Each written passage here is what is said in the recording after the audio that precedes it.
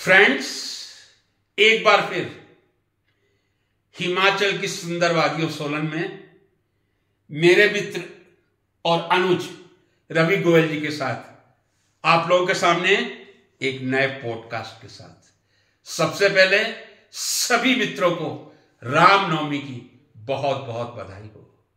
आज का पावन दिन 17 अप्रैल भगवान मर्यादा पुरुषोत्तम राम का जन्म, और आज का दिन विशेषतः है जब नव निर्मित मंदिर और उसमें नव प्रतिष्ठित भगवान राम के ललाट पर दोपहर को 12:16 पर भगवान सूर्य ने स्वयं अभिषेक किया था। उस मंत्र मुग्ध दृश्य को तो मैं समझता हूं हर किसी ने देखा होगा। आपने भी देखा था, मैंने भी देखा था, क्योंकि हम दोनों ने एक दूसरे को आदान प्रदान किया था। आज का हम जो पॉडकास्ट का विषय रख रहे हैं भगवान राम से ही संबंधित है, मर्यादा पुरुषोत्तम से ही संबंधित है। आज के संदर्भ में भगवान राम या मर्यादा पुरुषोत्तम राम की सार्थकता, significance of Lord Rama in the present context, significance of Lord Ram in the present context, और वर्तमान समय में मर्यादा पुरुषोत्तम राम की सार्थकता। निवेदन करूंगा अपने अनुज से, कृपया आप अपने विचारों से लाभान्वित करें।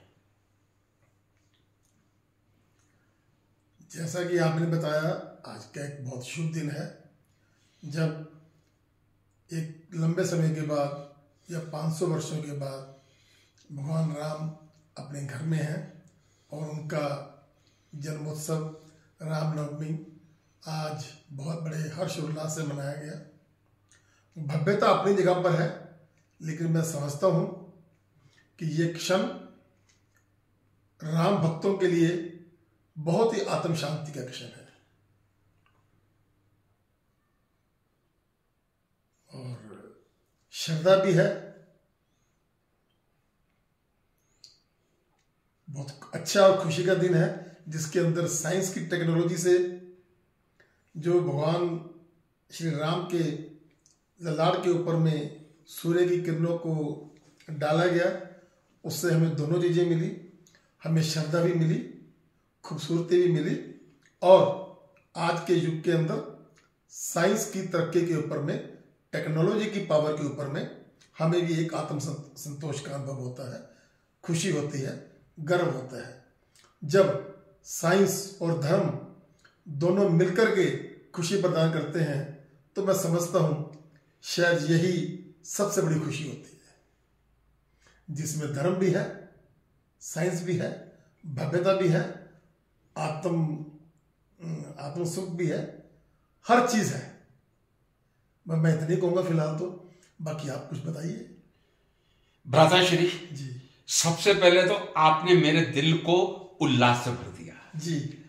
वास्तव में आज जो हमारे देश के वैज्ञानिकों के अथक प्रयास से जी भगवान राम के मस्तिष्क पर जी जो सूर्य भगवान ने अभिषेक किया था, क्योंकि सबको मालूम है भगवान रामलला की मूर्ति तो गर्भगृह में है जी, और गर्भगृह में सूर्य की रोशनी नहीं जा सकती, लेकिन किस कृत्रिमता से, किस इंटेलिजेंस से रिफ्लेक्शन और रिफ्रैक्शन, परावर्तन और अपवर्तन का सहारा लेकर सूर्य की किरणों को भगवान राम के मस्तिष्क पर वैज्ञानिकों के अथक प्रयास से पहुंचाया गया था।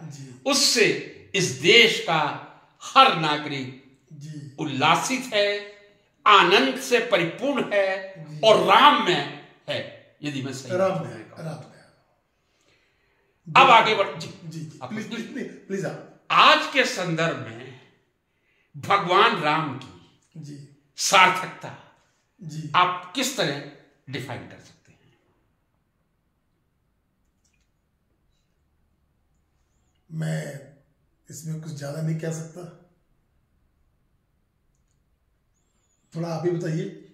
चलिए, आपके आदेश को स्वीकारता हुआ वर्तमान संदर्भ में भगवान राम की सार्थकता, सिग्निफिकेंट क्या है? एक तो भगवान राम को मैं मर्यादा पुरुषोत्तम के रूप में देखता हूं, बिल्कुल, और एक त्याग की मूर्ति के रूप में देखता हूं जी। और मैं समझता हूं आज के इस कलयुग में जी, दोनों ही वस्तुओं का अभाव विश्व स्तर पर दिखाई दे रहा है। जी, मर्यादा का भी, जी, यदि आप मेरे से एग्री कर रहे हैं, बिल्कुल। मर्यादा का भी और त्याग का भी। यदि त्याग हमारे में होता तो जो परसों इजराइल पर हमला हुआ था, किसने हमला किया था? ईरान ने हमला किया था। जी, शायद वो हमला ही ना करता, इजराइल और गाजा का युद्ध ना होता, जी, यूक्रेन और रूस का युद्ध ना होता। जी, ये त्याग से परे एक सत्ता की लोलुपता की ओर इशारा करते हैं, और परमात्मा राम ने जी, त्याग का सुंदरतम उदाहरण हमारे सामने रखा है जी, कि यदि पिता ने कह दिया हम्म, कि कई को कि 14 वर्ष का वनवास अपने पुत्र को दूं, जी, एक राजा दशरथ जी की भी देखिए, जी, इसको कहते थे वचन, और राजा दशरथ जी के कहने पर राम जी चल दिए।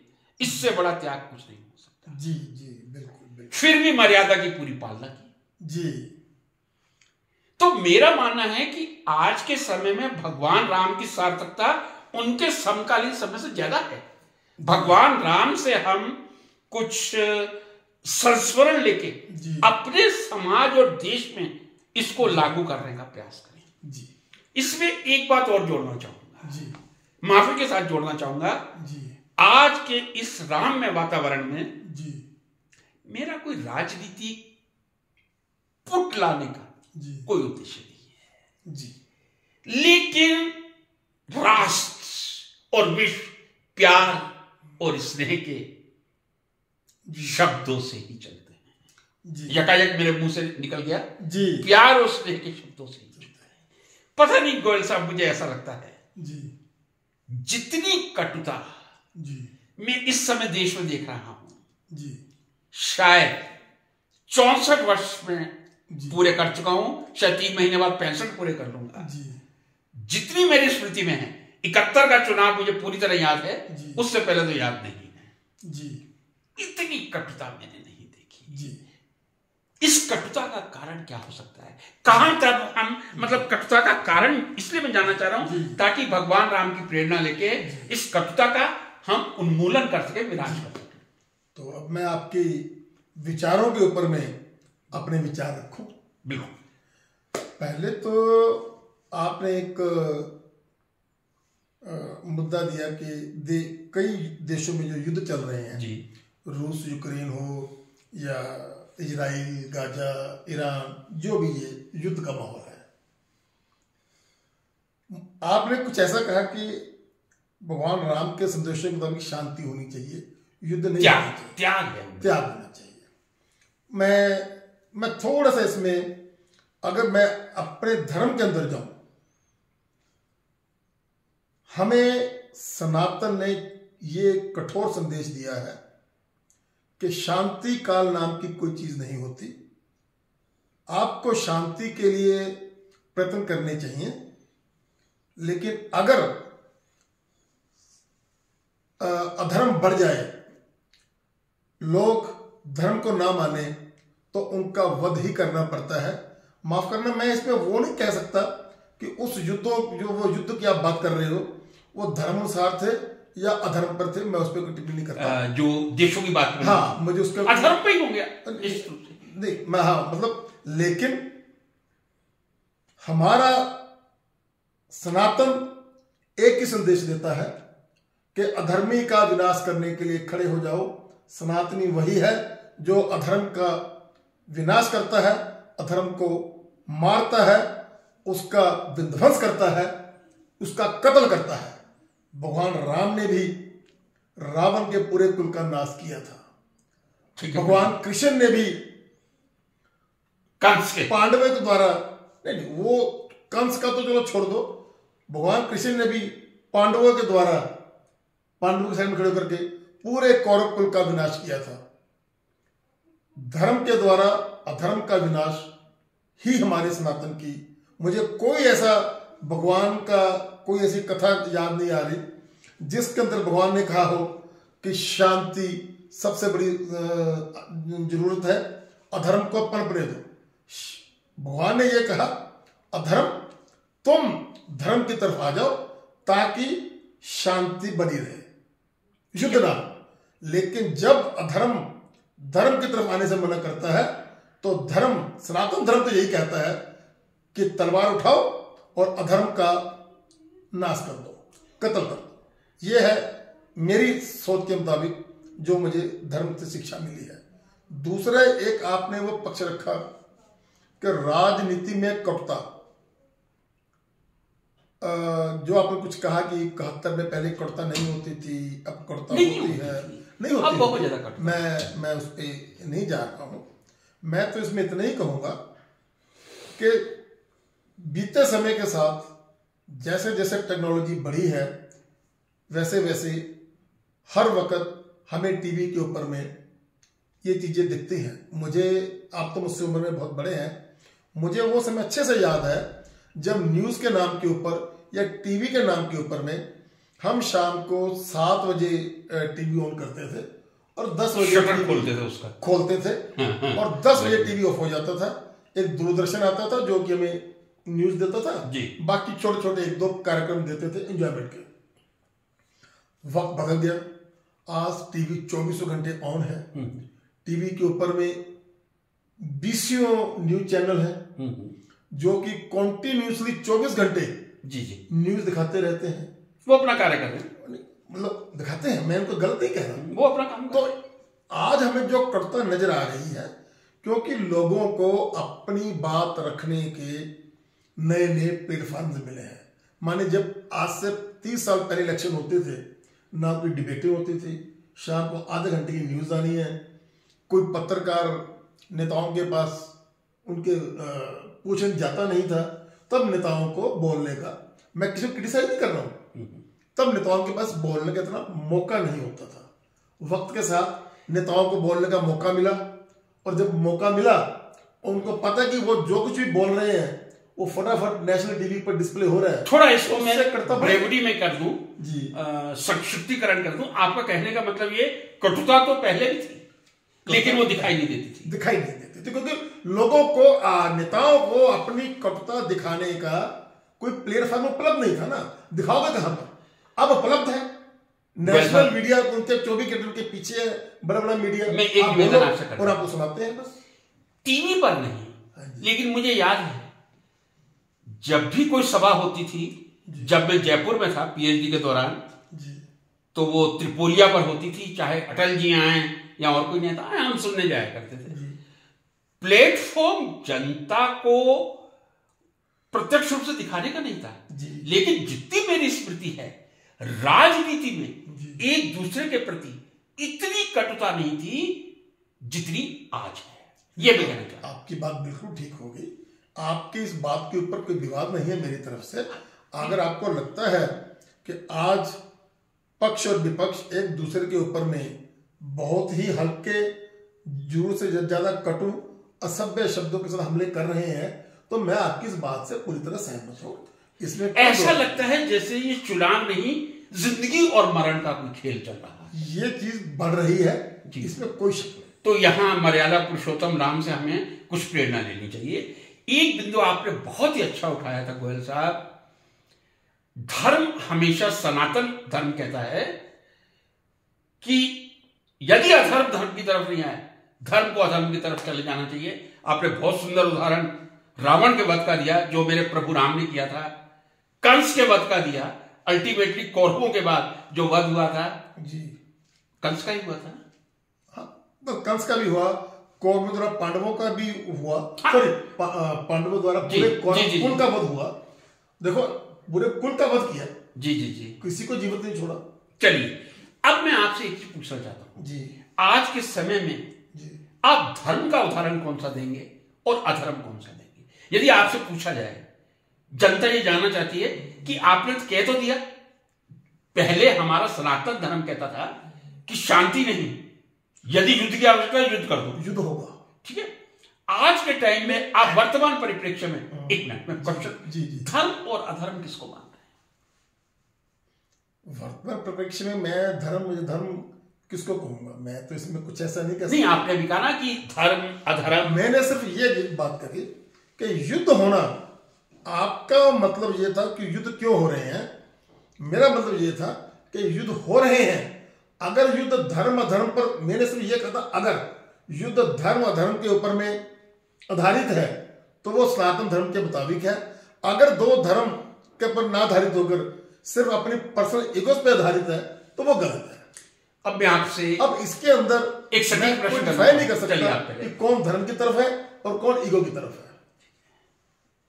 प्रश्न मेरा ये था जी, बहुत स्पष्ट प्रश्न कर रहा हूं, चूंकि इस प्रश्न का वो खड़ाई आपने किया है, जी, धर्म और धर्म का नाम नहीं किया जी, आप वर्तमान परिप्रेक्ष्य में जब कटुता अपनी चरम सीमा पर है, जी, किसको धर्मी कहेंगे, किसको अधर्मी कहेंगे? किस कटुता की बात कर रहे हैं आप? राजनीतिक कटुता स्वाभाविक। ओके, अब ये प्रश्न राजनीति पे आया। बिल्कुल, मैं अपने विचार रखता हूँ। राजनीति में नहीं, राजनीतिक कटुता कहेंगे। एक ही बात है, एक ही बात है, एक ही बात है, दोनों एक ही बात है। आपका प्रश्न अपनी का बिल्कुल ठीक है कि राजनीतिक जो कटुता है, मैं जो राजनीतिक कटुता है उसमें से धर्म या अधर्म को नहीं देख रहा। अच्छा ना, उसमें कोई धर्म का काम नहीं है। सत्ता बननी होती है देश की लोकतंत्र के अंदर, पक्ष और विपक्ष। पक्ष हम किसे कहते हैं? पक्ष उसे कह देते हैं हम जो सत्ता में होता है। मानिए आज के परिप्रेक्ष्य में अगर बीजेपी पक्ष है तो आज से 10 साल पहले कांग्रेस पक्ष थी। सत्य परम सत्य। तो पक्ष विपक्ष कुछ नहीं होता। राजनीतिक जो लोकतंत्र का तरीका है, राजनीतिक पार्टियां हैं, वो इलेक्शन लड़ती हैं। इलेक्शन लड़ने के लिए जाहिर है वो अपने अपनी प्रेजेंटेशन देती हैं, जिसको जो ठीक लगता है उसका वोट उधर चला जाता है। और अल्टीमेटली मैं तो एक ही बात जानता हूं, ये बात आपको पहले भी कहता हूं कि कौन सी चीज ठीक है, जो कौन सी चीज गलत है, उसका फैसला ना मैं कर सकता हूं ना आप कर सकते हैं।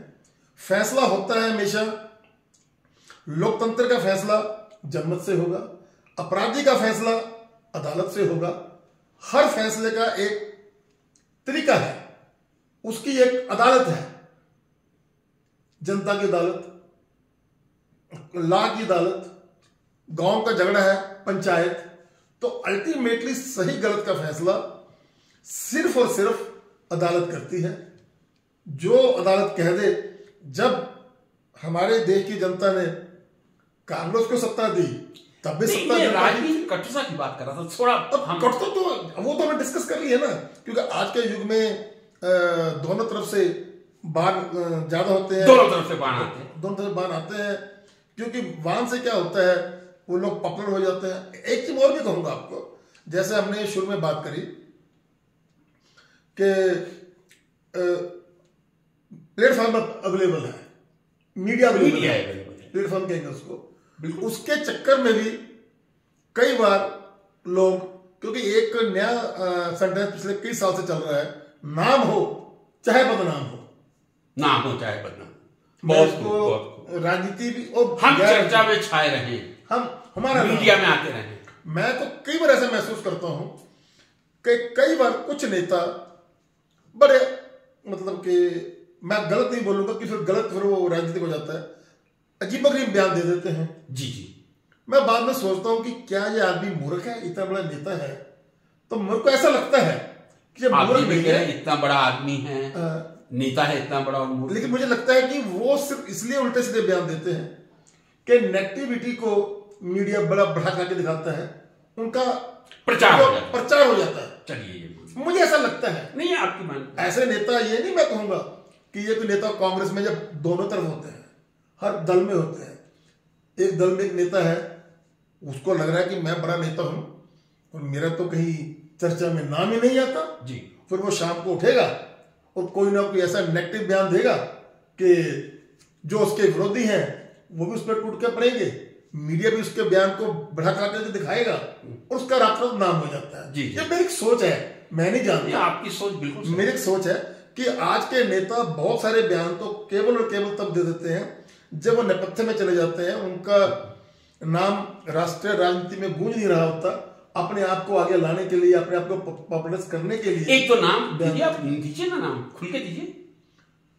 इसमें नहीं, खुल के तो मैं दे सकता हूँ, खुल के देने में कोई हर्ज तो नहीं है। मुझे भी जरा, जैसे कि मैं ये मानता हूँ कि आज के युग में नाम पूछ रहा हूँ मैं, मतलब मैं नाम लेता हूँ। जैसे कि एक नेता थे, आजकल नजर नहीं आ रहे क्योंकि पहले वो सपा में थे, अब वो सपा से हट गए हैं। उससे पहले वो बीजेपी में थे, स्वामी प्रसाद मौर्य। उन्होंने एक लाइन बांध दी थी हिंदू धर्म को गाली देने की। अच्छा, उसकी वजह से वो हर वक्त टीवी में उनका, तो अब तो नहीं आ रहा ना, आप ही कह रहे हैं वो दिख ही नहीं रहा है। तो नहीं दिख रहा। तो इस तरह के बयान देंगे तो अपने आप ही मीडिया उनको भगा देगा। ऐसा नहीं होता। मतलब मैं आपको, आपने मेरे से एग्जाम्पल पूछा ना, हाँ। मैं एग्जाम्पल दे रहा हूं। जैसे कि साउथ के कुछ नेता हैं, वो वहां के जो मुख्यमंत्री हैं स्टालिन, उनके पुत्र को हिंदुस्तान में कोई नहीं जानता था। फिर अचानक वो एक दिन टीवी पे आए और उन्होंने सनातन को कोड़ कह दिया, सनातन में गंदी गंदी गालियां दे दी। उस दिन से उनका चेहरा टीवी पे छा गया। और मैं समझता हूं टीवी न्यूज देखने वाला हर व्यक्ति अब स्टालिन के उस पुत्र के चेहरे को पहचानता है। तो ये पॉपुलैरिटी मैं नहीं पहचानता, मैं ईमानदारी, चलो ईमानदारी बात आपकी या मेरी नहीं मैं कर रहा जी, मैं मेजोरिटी की कर रहा हूं। अब मूल बिंदु पर आ जाए। तो ये मुझे ऐसा लगता है। अदरवाइज आप कोई व्यक्ति, कोई भी नेता अचानक खड़ा होकर के सनातन को गाली देना शुरू कर दे, वो बात समझ में नहीं आती। मैं वो नहीं कहता कि जी वो जो भाजपा का रूप होता है या दूसरा कि ये एंटी राम है, ये वो है, मैं ऐसा कुछ नहीं बोलूंगा। मैं मूल बिंदु पर आना चाहूंगा। फिर जी, विषय रखा था हमने आज के परिप्रेक्ष्य में भगवान राम जी, फिर आपने उसमें दो शब्द जोड़े थे, धर्म और अधर्म जी, और मैं वर्तमान में ही धर्म और अधर्म की बात करना चाहूंगा। जी। वैसे तो धर्म और अधर्म की हमेशा बात रही है, हमेशा रहेगी। जो सात्विक प्रवृत्ति है वो धर्म है, जो तामसिक प्रवृत्ति है वो अधर्म है। अधर्म जी, और जो धारण करने योग्य है वो धर्म है, और जो त्यागने योग्य है वो अधर्म है। फिर मैं इसको राजनीति से नहीं जोड़ रहा हूं। जी, हमारे देश के एक बहुत कद्दावर नेता थे, मैं कह रहा हूं जी, बहुत बढ़िया वक्ता थे। यदि मुझसे पूछा जाए आप भारत के सर्वश्रेष्ठ वक्ता किनको मानते हैं, मैं कहूंगा वही थे। नाम पे आऊंगा भी, आ रहा हूं। वो नाम मेरे को भी समझ में आ रहा है, वो नाम आपकी समझ में आ रहा है, वो तो केवल एक ही नाम है। कृपया इसको अन्यथा ना लें। जी, मैं जरा धर्म से जोड़ने का प्रयास कर रहा हूं, जो आपने शुरुआत की। जी, 2002 में हमारे देश के किसी राज्य में कुछ ऐसा हो गया था जो होना नहीं चाहिए था। जी, ठीक है जी, जब समूची भारतीय जनता पार्टी चिंतन करने के लिए बैठी, जी, तो उस महान वक्ता, महान व्यक्ति श्री अटल बिहारी वाजपेयी जी का यह वक्तव्य था, किसी व्यक्ति के प्रति आपको राजधर्म का पालन करना चाहिए। जी, अब कृपया मुझे सुने, जी, राजधर्म भी एक बहुत बड़ा धर्म होता है। बिल्कुल है। उन्होंने उस समय उस व्यक्तियों का था कि आपको राजधर्म का पालन करना चाहिए, और अटल जी के बारे में तो किसी के मन में संदेह नहीं जी, चाहे वो कांग्रेस का हो, बहुजन समाज पार्टी, सबके लिए पूजनीय थे, आदरणीय थे, स्नेही थे। राजधर्म का मतलब क्या होता है? आज जो मैंने बात उठाई थी, इतनी कटुता की स्थिति क्यों आई? जी, राजधर्म का मतलब, मैं भी उसी बात पर आपकी बात, जरा मैं अपनी बात पूरी करूं। सॉरी, मैं समझा पूरी होगी नहीं, मैं अभी तो शुरुआत की है। ओके। राजधर्म का मतलब होता है, राज शब्द आया राजा से, धर्म शब्द आया धारण करने योग्य से, नैतिक मूल्यों से। समाज के स्वस्थ संचालन की प्रक्रिया को ही राजनीति कहा जाता है। समाज के स्वस्थ संचालन की प्रक्रिया को ही राजनीति कहा जाता है। यह पॉलिटिकल साइंस की डेफिनेशन हो सकती है। राजधर्म की पालना राजा को करनी होती है। एक राजा का कर्तव्य होता है वो अपनी प्रजा को इस प्रकार से रखे कि कहीं अनुशासनहीनता की स्थिति ना आए, कहीं कटुता की स्थिति ना आए। क्या कहीं कोई व्यक्ति राजधर्म का पालन करने में पूरी तरह से निष्फल तो नहीं गया? ये प्रश्नवाचक चिन्ह लगता है। अभी और मुझे कहना है, क्या ऐसा कारण है जो आप कहना चाह रहे थे लेकिन कह नहीं पा रहे थे। जी। शायद आप कहना चाह रहे थे जितने विपक्षी पार्टी के लोग हैं वो सब अधर्मी हैं ना, बिल्कुल गलत बात। चलिए बिल्कुल, चलिए मैं माफी मांग रहा हूं। मैं कह रहा हूं आपके नहीं, लोग ऐसा मानते हैं अधर्म का मतलब विपक्ष, धर्म का मतलब भारतीय जनता पार्टी। ये आप मेरी बात सुन ये आप कहने ऐसे नहीं ना, आप गलत बात मत करें। मैंने अपने जब अपनी डिस्कशन में एक बार क्या कहा कि पक्ष हमेशा बदलता रहता है। हाँ, यही तो मैं कह रहा हूं। आज अगर कांग्रेस विपक्ष में है, 10 साल पहले कांग्रेस पक्ष था और भाजपा आज तो पक्ष में मेरी बात पूरी हो जाए ना, तो मैं ऐसा नहीं है आप मैं आपका नहीं कह रहा, जनता ऐसा सोच रही है, मैंने रेक्टिफाई कर दिया। और मैंने एक बात और भी कही आपको, नहीं मैंने बात और भी कही आपको, बोलिए फिर चलिए कि मैंने और भी कही आपको कि जो आज विपक्षी पार्टियां एंटी सनातन बोल रही हैं, मैंने उसके लिए उनको ये नहीं कहा वो एंटी राम है, मैंने ये कहा कि वो नेता अपने आप को पॉपुलराइज करने के लिए गलत बयान दे रहा है खाली।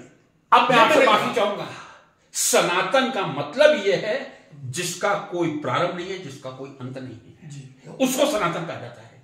जो सतत चलता रहता है वो सनातन होता है, और जो सतत चलता है ना उसका कोई विरोध कर ही नहीं सकता, उसका कोई एंटी हो ही नहीं सकता। तो ये शब्द अपने आप में गलत है कि एंटी सनातन है, गलत है। ये हमारी सोच है। सनातन इतना महान धर्म है जो युगों पहले से चल रहा है, युगों तक चलता रहेगा, अंत नहीं होगा जी जी। तो उसका कोई एंटी हो ही नहीं सकता। सेम परमात्मा भी सनातन धर्म के एंटी नहीं हो सकते। ठीक है, आपका लॉजिक सही है।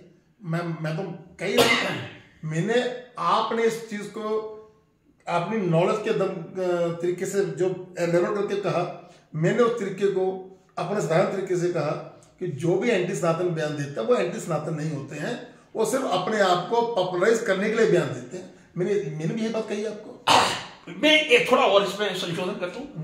आप जो पॉपुलराइज करने के लिए कह रहे हैं जी, अब मैं आपसे एक प्रश्न पूछ लूं जी। कुछ व्यक्तियों की, सही गलत पे मैं नहीं जा रहा जी जी जी, कुछ व्यक्तियों की चुनाव के समय में जी गिरफ्तारी करना जी, आप इसको क्या कहेंगे? बिल्कुल ये धर्म कहेंगे या धर्म कहेंगे? इन दोनों में से एक शब्द छान देना आपको। ऐसा नहीं होगा। जो भी देश के अंदर, मैंने अभी कुछ देर पहले क्या कहा था आपको कि क्या सही है क्या गलत है, क्या धर्म है क्या अधर्म है, उसका फैसला मैं या आप नहीं कर सकते, वो अदालतें करेगी। जनता की अदालत, सरपंच की अदालत, अपना लॉ की अदालत। जिन लोगों की भी गिरफ्तारी होती है, सदियों से होती आई है। जो आप कहना चाहते हो कि भाजपा के राज में गिरफ्तारियां हो रही हैं, तो मैं आपको ये बता दूं 2004 से पहले मैंने ये नहीं कहा, मैं ये नहीं कह, मैंने कहा कुछ व्यक्तियों की गिरफ्तारी। तो फिर कुछ व्यक्ति आचार संहिता क्यों, के बाद कौन सी आचार, किसी अपराधी के लिए कौन सी आचार संहिता होती है भाई साहब? किसी अपराधी के लिए आचार संहिता नहीं होती। ये बात जो आप कहना चाहते हो, आप इस सीधी तरह हो ना।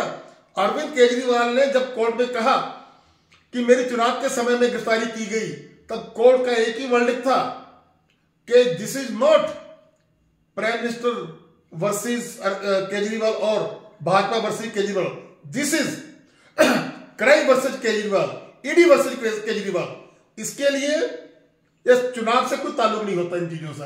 अब कोई भी अपराध होगा, बहुत तो मैं किसी का कत्ल कर दूं और मैं कहूं जी इस वक्त तो चुनाव चल रहा है, ये कोई लॉजिक नहीं हुआ। मैं विज्ञान का विद्यार्थी रहा हूं और ब्रेविटी में विश्वास रखता हूं। मैंने पूछा था ये धर्म है या धर्म है, मुझे बोलने दीजिए। मैंने कोई जवाब दिया उसका, मतलब आपकी भाषा में ये सत्ताधारी पार्टी का धर्म था। फिर गलत बात कि एक भ्रष्टाचारी व्यक्ति को आप निरंतर मेरे मुंह में गलत बात डालने की कोशिश नहीं, मैं नहीं डाला। मैं तो भाई साहब, जो आपने मुझे सवाल किया कि ये धर्म है या धर्म है, इसका फैसला मैं थोड़ी करूंगा, वो इसका फैसला अदालत करेगी। नहीं, मैं कह सकता हूं, मतलब सत्ता पक्ष ने धर्म दिया है और बाकी लोगों ने आप कह सकते हो, मैं नहीं कुछ कह रहा। आपने मुझे 4 दिन पहले कहा था कि सोमवार को केस छूट जाएगा।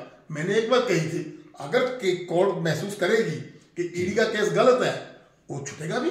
ठीक है, उसके लिए क्या कोर्ट के द्वारा ईडी को, हमारी देश की संस्थाओं को कई बार उनके लिए कोर्ट ने सख्त शब्दों का इस्तेमाल किया है। मैं ये नहीं कह रहा कि जो ईडी ने कर लिया वो सही है, लेकिन अल्टीमेटली जो फैसला कोर्ट करेगी वही धर्म होगा, वही सही। चंडीगढ़ में जो मेयर का चुनाव हुआ था उसका हाँ, तो उसके अंदर कोर्ट ने जो भी फैसला किया वो धर्म था। तो इतना तो मुझे बता दो, जो मेयर के चुनाव में हुआ था वो सही हुआ था? फिर वही बात अनिल मसीह ने सही मैं किया। कह रहा हूं जो कोर्ट ने किया था वो सही किया था, फैसला किया था कोर्ट ने।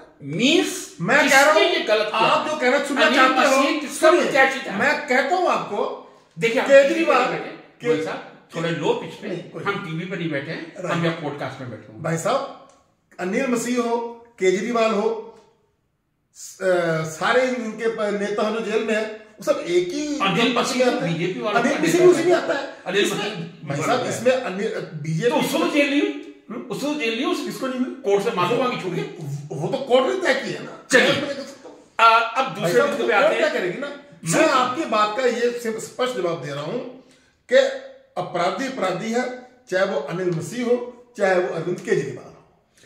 ये एक विडंबना कहूं, जी मैं अपने आप को तो बुद्धिजीवी नहीं मानता, लेकिन अपने भ्राता गोयल साहब को पूरी तरह से बुद्धिजीवी मानता। ऐसा नहीं है, नहीं मेरी बात ऐसा नहीं नहीं। है। आप बात में और मैं एक बात और जवाब देना चाहता हूँ। नहीं अब एक बात बीच में है कि एक मिनट अब मुझे बोल, आप एक कमेंट रह गया था ना बीच में से। एक आपने कहा था 2002 के अंदर एक नेता ने एक दूसरे नेता को कहा था कि राजधर्म का पालन करो। मैंने वो बयान 2002 में खुद सुना था। अच्छा, बहुत अच्छा बयान मतलब था। आप मीटिंग में थे वहां या नहीं, टीवी पे है। अच्छा, वो तो मैंने भी सुना था, तभी तो मुझे याद मैं है। तो खुद कह रहा हूँ आपको, मैंने भी सुना था। अच्छा, मैंने भी सुना था। मैं ये नहीं कह रहा आपसे, मैं अक्सर कई बार कहता हूँ मुझे इसका नहीं पता, तो मैं ये कह रहा हूँ कि वो बयान मैंने खुद सुना है टीवी पर कि राजधर्म का पालन करो। और वही अटल बिहारी वाजपेयी जैसे बड़े नेता की दी गई सीख को उस नेता ने अपनाया, और आज वो नेता विश्व का नेता है क्योंकि उसने राजधर्म को उसके बाद प्रमुखता दी।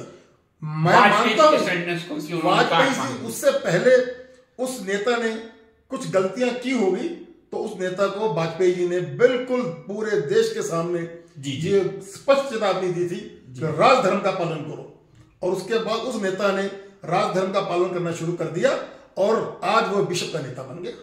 विश्व का नेता बन गया। मैं तो इतनी बधाई हो आपको, बहुत बहुत थैंक यू, बधाई हो। Thank you. वैसे विश्व में 195 राष्ट्र हैं जी।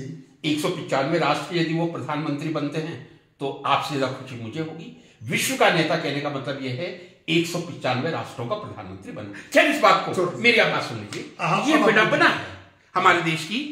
जैसा मैंने कहा, ना जाने को दिल को बहुत दुख होता है। राजनीतिक कटुता इतनी बढ़ गई है कि जैसे ये चुनाव नहीं है, जिंदगी और मरण का सवाल है। पता नहीं कुर्सी वापस नहीं आई तो क्या होगा, तड़पड़ा जाऊंगा मैं। जी छोड़ दीजिए, हम भगवान राम पे ही वापस आते हैं। असली सत्य वही है। नहीं, हर बात नहीं छोड़ा, मैंने पहले ही कह दिया। आप जैसे बुद्धिजीवी के सामने तो मुझे छोड़ना ही पड़ेगा। अब आपने स्वीकार कर लिया कि आप एक बहुत बड़े बुद्धिजीवी हैं, आपने कहा आपने इसको छोड़ दिया, मैंने छोड़ा नहीं है। मैं वापिस मर्यादा पुरुषोत्तम राम पे आना चाह रहा हूं कि राजनीति पे कितनी भी ईमानदारी से बात क्यों ना की जाए, इस देश की राजनीतिक व्यवस्था इतनी कटुता में परिवर्तित हो गई है मेरे आदरणीय भाई साहब, कि भाइयों में भी दीवार खड़ी कर देती है, और मैं नहीं चाहता जी। अब मेरा ये जो आज का विषय था, भगवान राम आज के संदर्भ में थोड़ा आगे बढ़ते हैं जी। ये तो आपको मालूम ही है, एक वाल्मीकि रामायण है और एक तुलसीदास जी की रचित रामचरितमानस है। मुझे थोड़ा मालूम है, जितना आपको मालूम है। नहीं, मैं तो आपके मुकाबले में मुझे 1% ही मालूम होगा। अब मैं ये आपसे प्रश्न करूं, ये एक मेरा बड़ा बचपना भरा प्रश्न हो सकता है, किसको आप ज्यादा सार्थक मानेंगे, वाल्मीकि रामायण को या रामचरितमानस को? मैं इसका जवाब नहीं दे सकता। मुझे इसके बारे में, मेरे को पहले कहा कि जो ज्ञान का भंडार आपके पास है, मेरे पास तो उसका एक कम तक नहीं है, तो मैं आपके ज्ञानी सवालों का जवाब तो नहीं दे पाऊंगा। मेरे पास तो केमिस्ट्री की 2 पुस्तकें मिल जाएंगी, शायद रामायण भी नहीं होगी, हो सकता है गीता।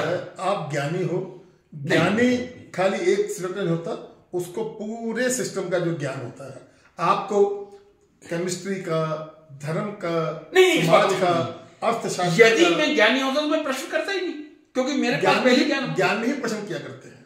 अज्ञानी को क्या पता क्या प्रश्न करते। चलिए फिर मैं इस बात को आगे बढ़ा देता हूं, मेरे बालक बुद्धि क्या सोचती है वो मैं बता देता हूं जी। जो मैं, ये तो सबको मालूम है कि जो वाल्मीकि रचित रामायण है वो भगवान राम से पहले लिखी गई थी, यदि मैं सही हूं। मैं और तुलसीदास जी का जो रामचरितमानस है वो समकालीन था। अच्छा जी। फिर भी दोनों में थोड़ा बहुत अंतर है। एक मूल बिंदु पर आ जा रहा हूं। आइए। गोयल साहब, आप बहुत ही धार्मिक व्यक्ति हैं, बुद्धिजीवी हैं। मैं बुद्धिजीवी नहीं हूं, पर मैं सनातनी हैं। मैं ये कह दो आप सनातनी हैं। बस आप बुद्धिजीवी हैं, सनातनी। मैं बुद्धिजीवी नहीं हूं, चलिए आप सनातनी हैं, धार्मिक हैं। हाँ, मैं धार्मिक हूं। तो एक वाल्मीकि रामायण में भी प्रकरण आता है जी। और रामचरितमानस में भी आता है। कई दिनों से मेरे मस्तिष्क को यह प्रश्न झंझोड़ता है। मर्यादा पुरुषोत्तम कहते हैं भगवान राम को, इसमें तो कोई संदेह नहीं। किसी को दुनिया का कोई व्यक्ति संदेह करता है तो उसको आत्महत्या कर लेनी चाहिए कि मेरे राम मर्यादा पुरुषोत्तम जी। उनसे बड़ा मर्यादा पुरुषोत्तम ना भूतो ना भविष्य जी। एक प्रकरण रामायण में, वाल्मीकि रामायण में भी आता है। अच्छा जी। और तुलसीदास जी की रामचरितमानस में भी है। जब वनवास से आते हैं भगवान राम, लक्ष्मण और सीता, राज तिलक के बाद एक धोबी जो आपने सुनी होगी जी, कमेंट कर देता है, ये व्यक्ति कैसा है जिसकी बीवी इतने दिनों तक एक व्यक्ति के साथ नहीं आई, जी, उसको इसने अपना लिया जी। फिर दोनों ही रामायण और रामचरितमानस कहते हैं कि भगवान राम ने सीता को घर से निकाल दिया था। मैं सही कह रहा हूं, गलत कह रहा हूं? जी, मैं ये है। लव कुश का जो जन्म भी हुआ था वो भी ऋषि के आश्रम, शायद वाल्मीकि के आश्रम में हुआ। मुझे यदि मैं सही, फिर जब उनको त्याग कर दिया तो वो ऋषि मुनि के आश्रम में चली गई, ऋषि मुनियों के आश्रम। तो इस जो ये प्रकरण है, इसके बारे में आप क्या कहना चाहेंगे? रामायण में भी है, रामचरितमानस में भी है। देखिए, अब मैं तो इस पर जो कहूंगा वो ज्ञान नहीं, मेरा एक मतलब अज्ञानी विचार। मैं तो यही मानता हूं कि ये हमारे जितने भी प्रकरण हैं जी, चाहे वो रामायण में है या महाभारत में है, भगवान राम के जरिए, राम तो भगवान ही थे, मर्यादा पुरुषोत्तम से बड़ा, लेकिन उनको नहीं, जो भगवान विष्णु के सातवें अवतार, जो मैं मानता हूं, बिल्कुल भगवान विष्णु। मेरी बातों को आप ज्ञान में ना तोड़ना, ना, तो मेरे बातों में अज्ञान हो सकता है कि श्री राम जो थे वो भगवान का अवतार थे, विष्णु जी का सातवां अवतार थे, लेकिन उनको एक पुरुष के रूप में उनका जन्म हुआ था, तभी हम उनको मर्यादा पुरुषोत्तम कहते हैं। ये मेरे विचार है, मैं इसमें ज्ञान मत लाना, मेरे विचार सुन लो, हो सकता है ये एक भक्त के फालतू के विचार हो जी। और उन्होंने पूरा जीवन जो आचरण किया वो एक तरह की आने वाले सनातन समाज के लिए एक सीख थी कि मर्यादा पुरुषोत्तम या एक पुरुष को अपने जीवन में किस तरह से रहना चाहिए, हर व्यक्ति का सम्मान करना चाहिए, चाहे वो धोबी ही क्यों, कोई भी हो। मतलब ये कहना चाहते हैं। मैं तो वही कह रहा हूं, बिल्कुल जो आप कह रहे हो जी, कि एक पुरुष को अपना जीवन कैसे जीना चाहिए, उनकी सारी जितने भी उनके प्रकरण हैं वो एक जीवन की पद्धति को दर्शाते हैं कि अगर मान लीजिए मैं हूं, अगर मैं कभी लगे मुझे कि मुझे स्थिति में क्या करना है, तो मुझे लगता है कि तब मुझे सोचना चाहिए कि इस स्थिति में भगवान राम ने क्या किया था, जो भगवान राम ने किया था वही मर्यादा है। जो भगवान राम, मतलब भगवान राम ने यदि धोबी के कहने पे सीता को घर से बाहर, फिर यही मर्यादा है। आपकी बात पूरी हो गई? मुझे ऐसा लगता है। अब मैं अपनी बात पे आता हूं। अब अपने ज्ञान की बात बताइए, मेरी तो अज्ञानी बात थी ये आपको भी मालूम है, मुझे भी मालूम है जी। जब अशोक वाटिका में रावण ने सीता को रखा था जी, तो उसने स्पर्श नहीं किया था, बिल्कुल, क्योंकि रावण से बड़ा संस्कृत का विद्वान इस दुनिया में कोई नहीं हुआ है जी। ठीक है, आप मेरी बात से सहमत होंगे। अब दूसरी तरफ मैं बात कर रहा हूं मर्यादा पुरुषोत्तम की जी। जब हम किसी व्यक्ति को मर्यादा पुरुषोत्तम कहते हैं जी, तो क्या मर्यादा ये कहती है कि किसी एक व्यक्ति के कहने पे, मेरी बात आप पूरी सुन लें? हाँ, बिल्कुल सुन रहा हूं बात आपके लिए। क्या एक व्यक्ति के कहने पे आप अपनी पत्नी को, जिसने मिथिला की राजकुमारी, जिसके पैर में कभी एक कांटा ना चुभा होगा, नंगे पैर वन की तरफ चल गई, जी, उसको आपने निकाल दिया, फिर व्याप मर्यादा पुरुषोत्तम कह रहा है? जी, इस बारे में आपका क्या कहना है? फिर मैं इसका उत्तर नहीं दूंगा। मैं इस बारे में कुछ कहने से आप बताइए। मुझे तो जो साधारण सोच से लगा था मैंने आपको बता दिया। ये एक इतना डीप बात है, इसके ऊपर कहने को मेरे पास ज्ञान नहीं है। अब मैं इस बारे में जो कहना चाहूंगा जी, शायद वो कुछ लोगों को अच्छा ना लगे जी, लेकिन चूंकि हम यहां आज भगवान राम की सार्थकता पर परिसंवाद कर रहे हैं जी, मर्यादा पुरुषोत्तम उनको कहा गया है। मर्यादा पुरुषोत्तम का मतलब है जो हर मर्यादा का पालन करे। जी, ये मुझे सुन लीजिए, मैं सुनिए ना। एक व्यक्ति के कहने से भगवान राम क्या अपनी पत्नी को घर से बाहर कर देंगे? जी, क्या भगवान राम ने सीता जी को डाइवोर्स दिया? जी, उस समय तक डाइवोर्स होता ही नहीं होगा। इस दुनिया में ऐसा होता है, कई ऐसे लोग मिलेंगे जो ना तो डाइवोर्स देंगे ना पत्नी को साथ में रखेंगे। जी, ऐसे भी राम है इस कलयुग में जो ना तो पत्नी को डाइवोर्स देंगे और ना ही साथ में रखेंगे। ऐसे भी मर्यादा पुरुषोत्तम है। राम नहीं है लेकिन मर्यादा पुरुषोत्तम है। जी हाँ, जी, जहां तक मैं सोचता हूं जी, रामायण हो या रामचरितमानस, जी, ये पूरी तरह से काल्पनिक है। जी, ऐसा हो ही नहीं सकता।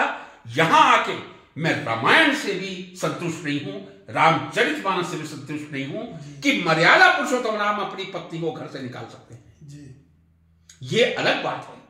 शायद सीता की इच्छा रही हो मैं कहीं आश्रम में जाके रहूं, जी, तब वो आश्रम में गई हो और लव कुश का जन्म हुआ हो, लेकिन मर्यादा पुरुषोत्तम मेरे राम कभी अपनी पत्नी को घर से नहीं निकाल सकते। क्या आपको मेरी बात से सहमति है? नहीं निकाल सकते, देखिए कभी नहीं करेंगे।